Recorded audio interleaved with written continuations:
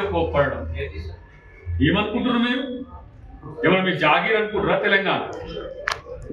ఇలాంటి పరిస్థితి ఈ రోజు తెలంగాణలో చేస్తున్నారు. మీడియాను భయభ్రాంతులకు గురి చేసే ప్రయత్నం చేస్తున్నారంటే అంటే మీ ఏంది మీ యొక్క ఐసత్ ఏందన్నట్టు.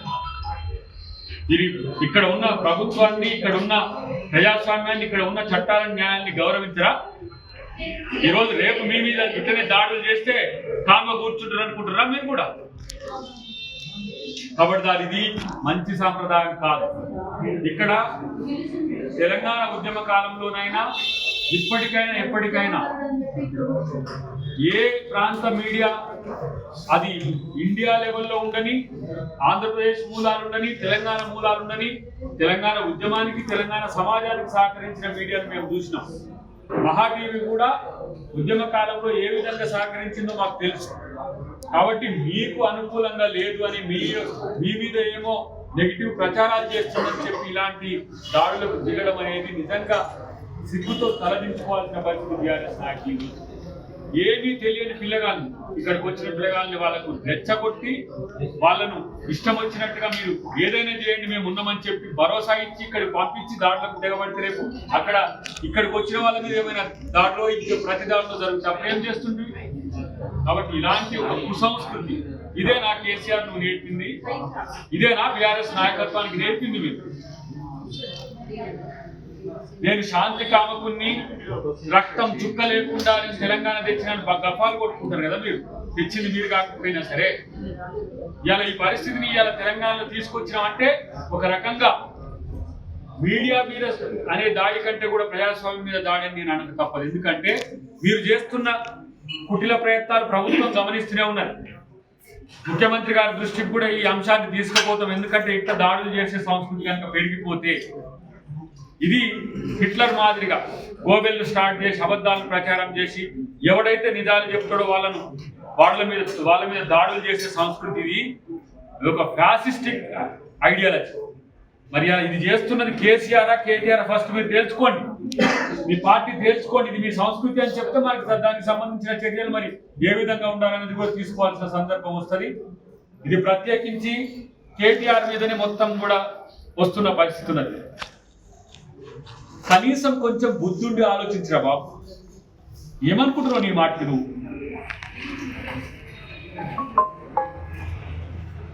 మీ అయ్యే ముఖ్యమంత్రి గతంలో అయినందుకు డిఫాక్టో సీఎం గారు నువ్వు ఫీల్ అయ్యి ఇప్పుడు ఏమనుకుంటున్నావు? నువ్వు నీ జాగీర్ అనుకుంటున్నావు. ఇది మన తెలంగాణ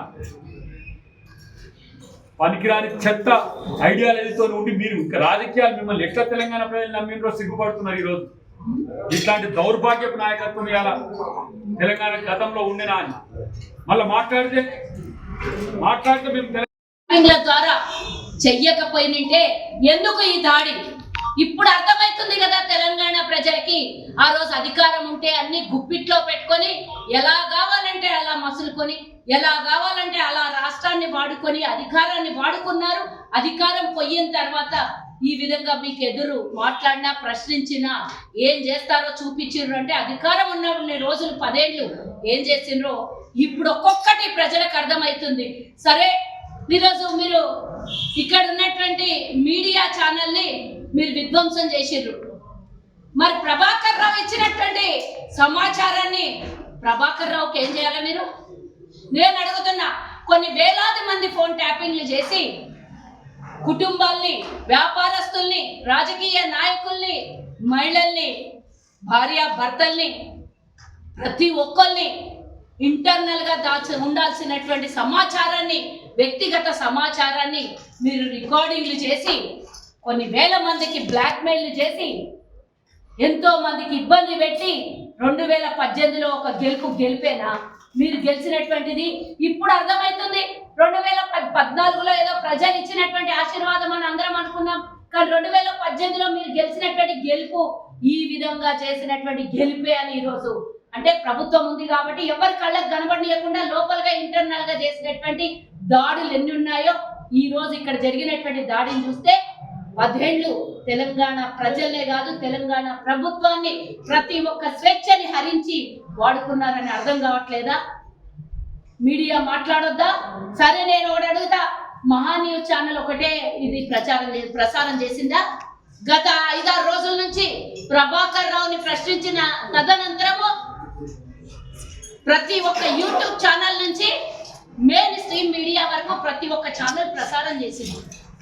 అంటే ఇలా ప్రసారం చేసిన ప్రశ్నించిన ప్రతి ఒక్కళ్ళని మీరు ఇలాగే డ్యామేజ్ చేస్తారా? ఇలాగే విధ్వంసం చేస్తారా? ఇలాగే ప్రతి ఛానల్ మీద దాడి చేస్తారా? ఈ రోజు మహా న్యూస్ అయింది, రేపు ఇంకో న్యూస్, కేవలం టీ న్యూస్ ఒకటే బతకాలా ఇక్కడ తెలంగాణలో? ఈ రోజు నేను అడుగుతున్నా, మరి టీ న్యూస్ గతంలో లేనిపోయిన సమాచారాలన్నీ ప్రసారం చేసింది, గతంలో అబద్ధాల ప్రసారాలు చేసింది, మరి దాని మీద ఎవరో ఎందుకో దాడి జరగలేదు, చేయలేదు ఇప్పటిదాకా. అప్పుడు ప్రసారాలు చేసినా కూడా టీవీ ప్రసారాల మీద బీఆర్ఎస్ కు సంబంధించినటువంటి కొంతమంది దుండగులు కార్యాలయం మీదనే దాడి చేసి ఫర్నిచర్ను ధ్వంసం చేశారు. అట్లాగే ఇక్కడ ఉండేటటువంటి టీవీలు ధ్వంసం అయినాయి. అట్లాగే కొంతమంది అందులో పనిచేసేటటువంటి సిబ్బందికి గాయాలకి రక్తం కూడా కారినటువంటి పరిస్థితి ఉంది. మొత్తం కార్యాలయం అంతా కూడా చూసి అద్దాలన్నీ కూడా ధ్వంసం అయినాయి, కార్లు ధ్వంసం అయినాయి, పూలకొండలు తీసేసి ఎత్తేసి కార్యాలయం మీద దాడి చేశారు. ఆ ఘటనకు సంబంధించి రకరకాల దాడి చేయడాన్ని సిపిఎం పార్టీ రాష్ట్ర కమిటీ తీవ్రంగా ఖండిస్తుంది.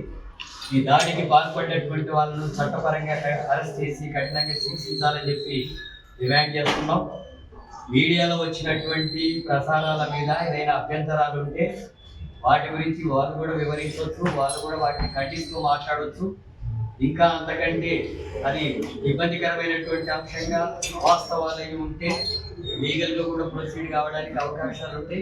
వాటన్నిటిని కూడా వదిలేసి 50 మందిని పంపేసుకొచ్చి గుండాలను తీసుకొచ్చి దాడి చేసి ప్రసారాలని నిలిపేయాలని లేదా గొంతు నొక్కేయాలని చెప్పి మీడియా గొంతు నొక్కేయాలని చెప్పి వాదిస్తే ఆ రకంగా భావ్యం కాదు. ఆ పద్ధతుల్లో వీటిని అవసరం సాధ్యం కాదు. జర్నలిస్టులు ప్రజా వాస్తవాన్ని ప్రజలకు తెలియజేయడం కోసమే మీడియా కానీ జర్నలిస్టులు పత్రికలు పనిచేస్తాయి. అలాంటి వాటి మీద దాడులు చేసేటటువంటి కానీ ప్రజాస్వామిక వ్యవస్థలో ఇది కుదరదు. ఇదంతా కూడా నియంత్రించే ధోరణి అనేటప్పుడు వస్తుంది, గుండా రాజ్యం కొనసాగినటువంటి పరిస్థితి వస్తుంది. కాబట్టి అలాంటి అరాచకాలకు పాల్పడేటువంటి వాళ్ళను చట్టపరంగా కఠినంగా శిక్షించాలని చెప్పి సిపిఎం పార్టీ డిమాండ్ చేస్తుంది.